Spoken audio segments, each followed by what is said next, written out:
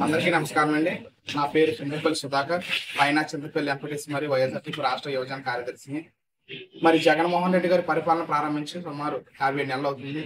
ఈ 50 నెలల్లో మరి పేదల పక్షాన ఎన్నో కార్యక్రమాలు చేయడం జరిగిందండి.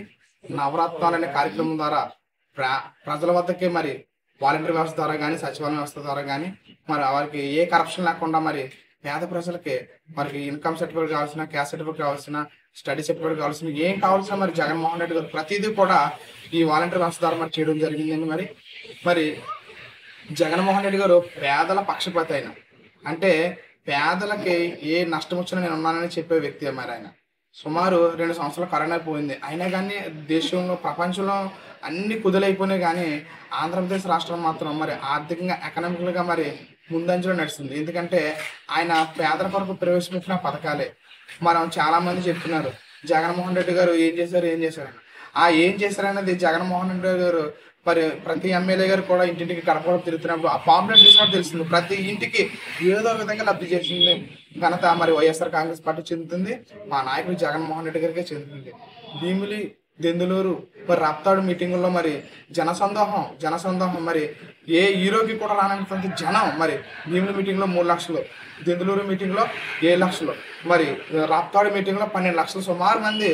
అసలు ఎవరు కూడా జగన్మోహన్ రెడ్డి గారు మీటింగ్ అయ్యేటంత వరకు కూడా ఎవరు కూడా కేరింతలతో ఆనందంతో ఉన్నారంటే అది జగన్మోహన్ రెడ్డి గారి మీద నమ్మకం, ఆ జగన్మోహన్ రెడ్డి క్రెడిబిలిటీ. అంటే జగన్ మాకు చేస్తాడు, జగన్ మాట ఇచ్చాడంటే మళ్ళీ వెనక్కి వెళ్ళడు, జగన్ చెప్పాడంటే చేస్తాడని నమ్మకం. మరి నిన్ననే జరిగింది మరి చంద్రమోహన్ రెడ్డి గారి మీటింగ్, పవన్ కళ్యాణ్ గారు ఇద్దరు కలిపి పెట్టారు. మళ్ళీ జగన్మోహన్ గారు ఒక్కడే మీటింగ్ పెడితే 12 లక్షలు సుమారు మంది అటెండ్ అవ్వరు.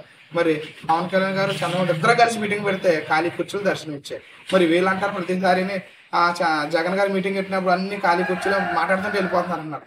మరి ఈ 2 మీటింగ్లో చూడండి, మీరు భీములు, దెందులూరు, రాప్తాడు మీటింగ్లో మరి ఈ 3 మీటింగుల్లో ఎంత జనం వచ్చారు, జనసందోహం వచ్చారు.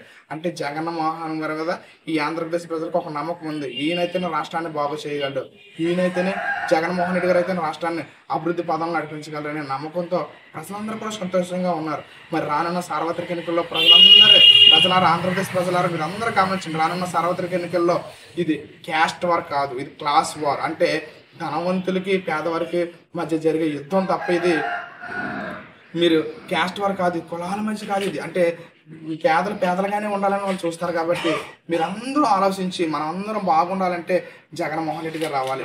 ఆయన ఎవరైతే 175 నియోజకవర్గాల్లో నిలబెడుతున్నారో ఆ 175 మంది నియోజకవర్గాల్లో ఉన్న ఎమ్మెల్యేలు ప్రతి ఒక్కరు కూడా నెగ్గించవలసిందిగా కోరుకుంటూ మరి జగన్మోహన్ రెడ్డి గారిని ఆశీర్వదించవలసిందిగా ఆయన మీ కొరకు 124 మార్లు స్విచ్లు నొక్కారు. కాబట్టి మీరు 2 మార్లు, ఒకటి ఎంపీ గారికి, ఒకటి ఎమ్మెల్యే గారికి నొక్కి జగన్మోహన్ రెడ్డి గారికి ఎంపీలకి 25కి 25 ఎంపీలని మరి 175కి 175 ఎమ్మెల్యేలు నెగ్గిస్తారని కోరుకుంటూ సెలవు తీసుకుంటూ మీ సుధాకర్, పైన చింతపల్లి ఎంపీటీసీ మరియు వైఎస్ఆర్సీపీ రాష్ట్ర యువజన కార్యదర్శి.